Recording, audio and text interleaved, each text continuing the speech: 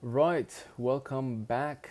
This is your boy Hank Hackerson at Hank Hacks Hackers, and we are continuing down the SOC Level 1 pathway for tryhackme. Today's room is going to be Traffic Analysis Essentials, and this is a free room that is available on tryhackme, which means anybody can use the VMs in this room, and feel free to go ahead and get yourself to the subscription.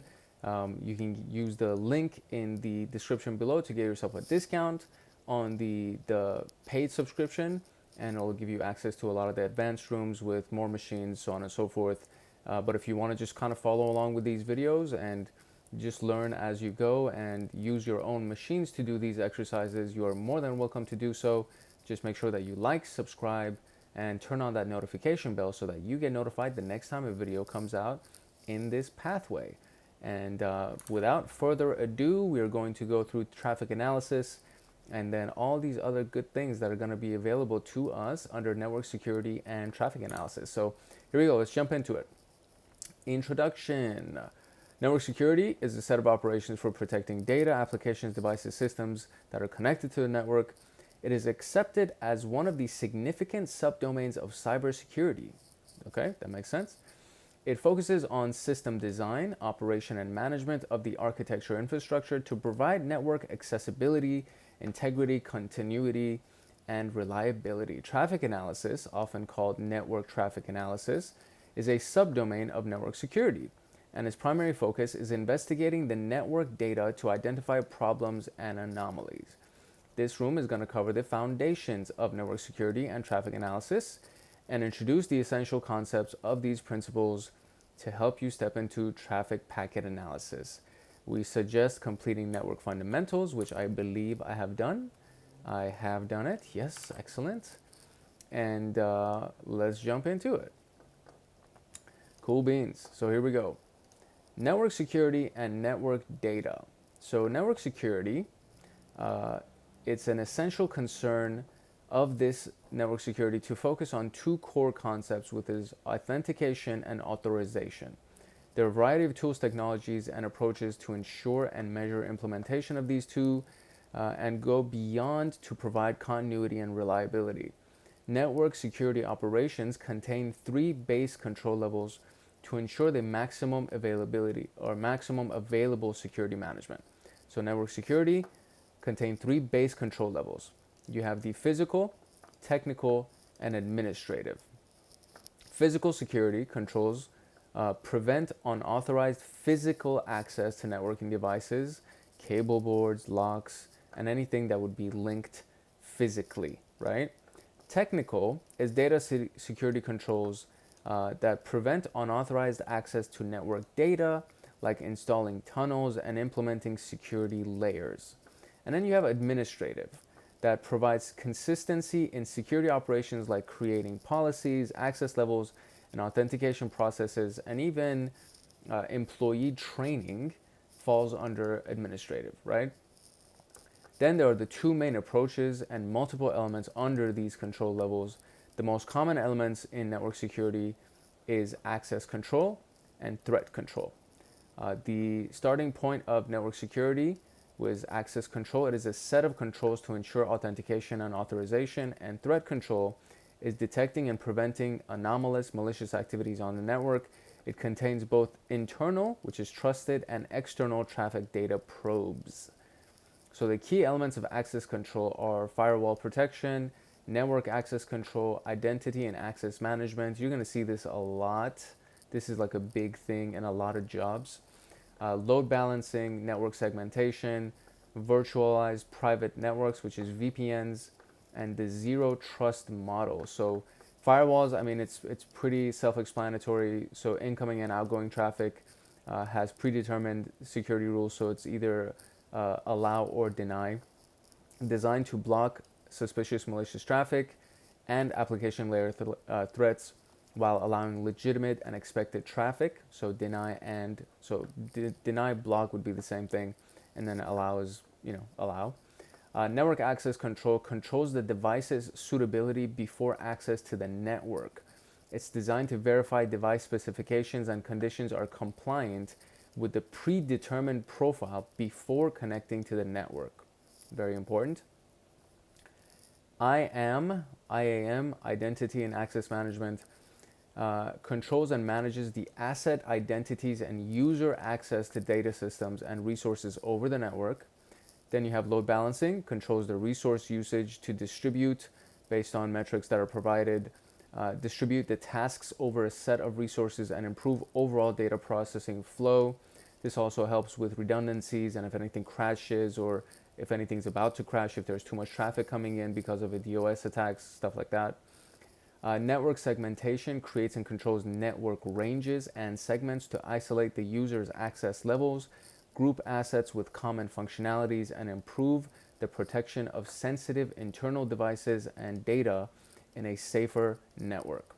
Then you have your VPN that creates and controls encrypted communication between devices, typically for secure remote access over the network, including communications over the internet.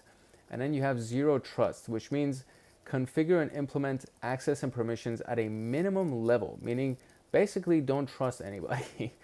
Providing access required to fulfill the assigned role. The mindset is focused on never trust, always verify, right? So this, as the name implies, this is kind of one of those things that's pretty self-explanatory. So this was the elements of access control. Now we have the elements of threat control. So intrusion detection and prevention, so IDS and IPS. So inspect the traffic and create alerts, which is IDS, or reset the connection, which is IPS, when detecting an anomaly or threat. Data loss prevention, really big deal. Inspects the traffic, performs content inspection and contextual analysis of the data on the wire, and blocks the extraction of sensitive data. Endpoint protection, protecting all kinds of endpoints and appliances that connect to the network by using a multi-layered approach like encryption, antivirus, anti-malware, DLP, which is data loss prevention, and the IDS IPS systems. Cloud security, so cloud online-based systems protected, so protecting these things from resources, from threats and data leakage by applying suitable countermeasures like VPN and data encryption. So you shouldn't be able to access the cloud without VPN or without proper encryption. Security information and event management. This is a big one. SIM. Technology that helps threat detection, compliance, security incident management through available data, which is logs and traffic statistics. So a lot of the big one is Splunk, and it combines and consolidates a bunch of different logs from a bunch of different resources, and it starts detecting threats, compliance, security incident management, all that stuff, by using event and context analysis to identify anomalies, threats, and vulnerabilities. Then you have security orchestration, automation, and response. So these two, SIM and SOAR, go hand in hand. And so this does most of the detecting, but it doesn't do any kind of automated response. SOAR does the automated response, so automation and response, right? Technology that helps coordinate and automate tasks between various people, tools, and data within a single platform to identify anomalies, threats, and vulnerabilities. It also supports vulnerability management, incident response, and security operations. So, human beings sometimes miss things or they respond late to things. And the purpose of this is to detect anything that comes through here that might be shady and automatically respond to it and take care of it in case the human either missed it or is late to the response. Network traffic analysis and detection and response. Inspect network traffic or traffic capture to identify anomalies and threats. And that's basically the key elements of threat control. And then we already reviewed access control. So typical network security management operation is explained with the given table. You have deployment, configuration, management, monitoring, and maintenance. So deploy, you start it up, you set it up, configure it, modify it to what you want it to be, manage it as it happens, monitor it constantly, and maintain with upgrades and patches and stuff like that. So deployment, device and software installation, initial configuration, automation. Configuration would be feature configuration with whatever these things offer, and initial network access configuration. Management, the security policies, NAT, network address translator, VPN implementation, threat mitigation, and monitoring. So you got system monitoring, user activity monitoring, threat monitoring, login traffic sample capturing, and you got maintenance, which is upgrades, security upgrades, rule adjustments, license management, configuration updates, Maintenance falls under updates and patching and stuff like that, right? Then you got managed security services. So not every organization has enough resources to create dedicated groups for specifically securing their domains. There are plenty of reasons for this, which could be budgets, employee skill sets, the size of the organization, and all of the bunch of different things. At this point, MSS services, managed security services, come to fulfill the required effort to ensure and enhance security needs. They are services that have been outsourced to service providers. These service providers are called managed security service providers, MSSPs. Today, most MSS are time and cost effective, can be conducted in-house or outsourced, and are easy to engage in, ease the management process. There are various elements of MSS, and most common ones are explained below. So network penetration testing, this is what we love doing. So assessing network security by simulating external, internal attacker techniques to breach the network. Then you got vulnerability assessment, which assessing the network security by discovering and analyzing vulnerabilities in the environment. Incident response, an organized approach to addressing and managing the security breach. So what do we do when shit hits the fan, basically? It contains a set of actions to identify, contain, and eliminate incidents and behavioral analysis. An organized approach to addressing the system and user behaviors, creating baseline and traffic profiles for system patterns, so on and so forth. So, which security control level covers contain creating security policies? Which would be administrative. Which access control element works with data metrics to manage data flow? So access control element works with data metrics to manage data flow. So let's go up here. We're going to go to access control, and it's working with data to manage data flow. So the data flow, I believe it's load balancing, controls the resource usage, distribute the task-based resource, and improve data processing. So load balancing. And which technology helps correlate the different tool outputs and data sources? This is SIM. Really? It's not SIM? So what, SOAR? There you go. Okay. All right, so there we go. This was a pretty hefty little section right here. All right, talking about traffic analysis now. We're going to view the site, and while that loads, let's see. So traffic analysis, network analysis, it's a method of intercepting, recording, monitoring, analyzing network data and communication to detect and respond to system health issues, network anomalies, threats. This network is a rich data source, so traffic analysis is useful for security and operational matters. The operational issues cover system availability checks and measuring performance, and security issues cover anomaly and suspicious activity detection on the network. Traffic analysis is one of the essential approaches used in network security, and it has multiple disciplines that are covered here. So there's network sniffing and packet analysis, which is in Wireshark room, which we talked about. Network monitoring covered in Zeek, which is, it used to be called Bro. Intrusion detection and prevention covered in Snort. Network forensics in Network Miner, and threat hunting in Brim. And all of these things, I believe, are a part of our path here. Yeah, buddy, super excited about that. So there are two main techniques. There's flow analysis and packet analysis. Flow analysis is collecting data evidence from the network devices. This type of analysis aims to provide statistical results through the data summary without applying in-depth packet level investigation. The advantage is that it's easy to collect. The challenge is that it doesn't provide full packet details to the root cause of a case. Packet analysis, however, collects all the network data, applying in-depth packet investigation, often called deep packet inspection, and it detects and blocks anomalous traffic. So the advantage is that it's full packet details to get the root cause of a case. The challenge is it requires time and skill set to analyze, right? So kind of, they're basically opposites, right? The benefits of traffic analysis is that you get full network visibility, you get comprehensive baselining for asset tracking, and detect, respond to anomalies and threats. So does traffic analysis still matter? Absolutely. I mean, I can't even imagine that the answer to this would be anything else. But the widespread usage of security tools and services and an increasing shift to cloud computing forces attackers to modify their tactics and techniques to avoid detection. Network data is pure and rich data source. Even if it is encoded and encrypted, it still provides a value by pointing to an odd, weird, or unexpected pattern in a situation. Therefore, it's still a must-have skill to do traffic analysis and to be able to detect and respond to advanced threats. I mean, come on, that's such a basic answer, I think. So now that you know what it is and how it operates, let's use the static site to answer some questions. So level 1 is simulating the identification and filtering of malicious IP addresses. What is the flag? Level 2 is simulating the identification and filtering of malicious IP and port addresses. What is the flag?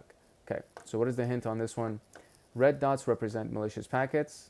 Okay, and are there any suspicious ports? A quick search can help you if you don't recognize used ports.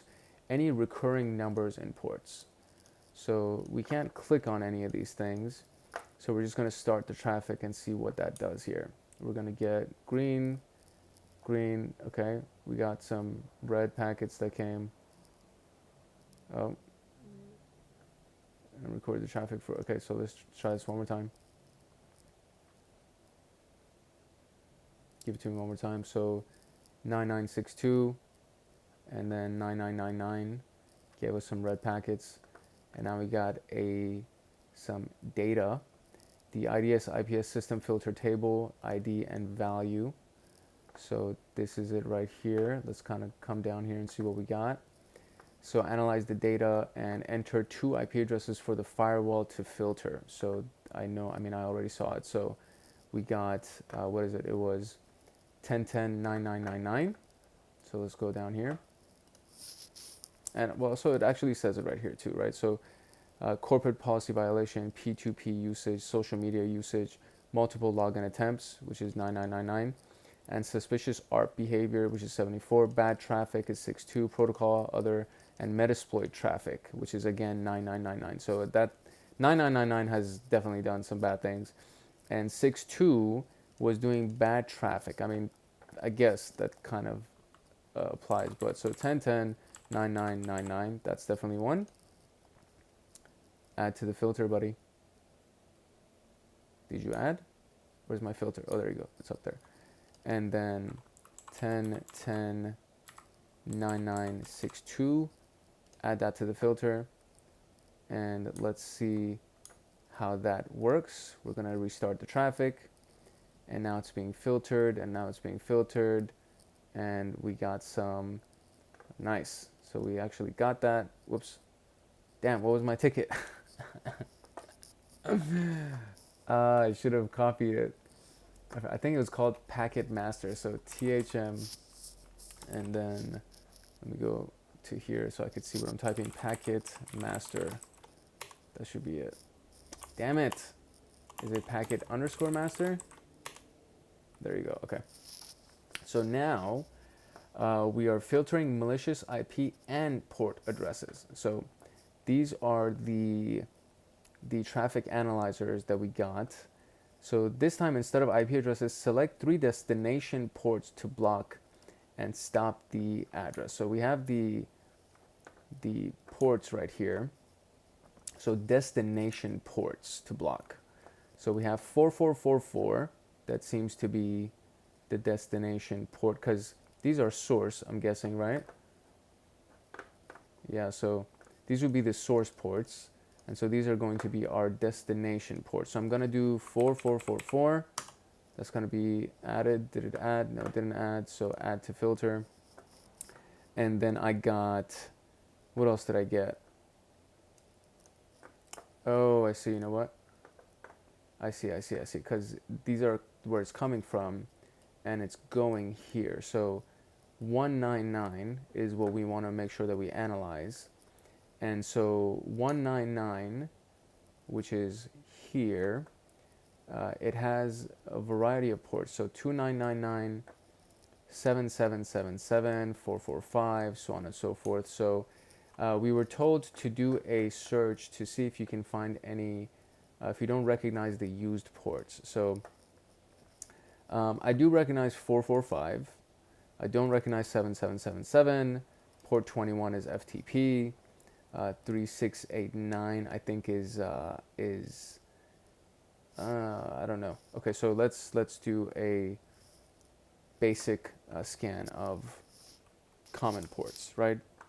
Okay, so what I think, so this is what I'm gonna kind of guess, because these things aren't common. So there's common ports, which is, this is a common port, this is a common port, this is a common port. These things are not common ports, right? So these three, from my opinion, so we're gonna do this, and we're gonna do that, and we're gonna do that. So those are not common ports. So let's run it again and see how it works. I feel like that should be the case. So there are the malicious packets. There you go. So detection master, you got it. So yeah, I mean, they didn't look like common ports, and it looks like something that somebody did to do some shady shite. And there we go. We got our flags. So pretty great when you kind of get a chance to run the network traffic. And essentially what it looks like is when you run it and then you have the traffic collected, and then from there you can restore it and run it again. And what it'll do is that the IDS and the IPS will start giving you some data to review. See, it's creating a log right here, right? So, and it creates the log for you. And then based on the log, now you have information to review. So you have the traffic analyzer that reviews it for you, and you have the IDS IPS that reviews the information for you. And it gives you the things to kind of really consider. So corporate policy violation isn't necessarily a hack. P2P usage, not necessarily a hack. Social media usage, frowned upon, but not a hack. Multiple login attempts, that means somebody's trying to brute force something. Bad traffic is very vague, but it sounds like it's not a good situation. Metasploit is a tool that is designed specifically for penetration testing and hacking. So if you see Metasploit traffic, that means that there's something wrong and you need to check it immediately. So this was the traffic analysis room. It kind of, I thought it was going to be quicker, because when I looked at this overview right here, it was like, oh, there's only 4 tasks, but this was a monster task, and it was just a lot of reading, but it was good information. And so we ended up with the conclusion here. And the idea is that we finished traffic analysis, and we covered the foundations of network security, network secure operations, network traffic analysis. And now we're ready to go into the next one. So we're going to complete this one. This is a free room, and I'm just going to share this on LinkedIn. Why the hell not? And the next room is going to be Snort, buddy. I've heard a lot of great things about Snort. I'm very excited to learn how to use it and start messing around with it. And of course, it's a pig as the logo. So yeah, this was a free room. Go ahead and get yourself the subscription to tryhackme, unless you want to download Snort for the next videos, which you're more than welcome to do. The link in the description below will give you a discount if you wanted to do the tryhackme route, and then you would get access to all their virtual machines and all the attack boxes and all that stuff as well.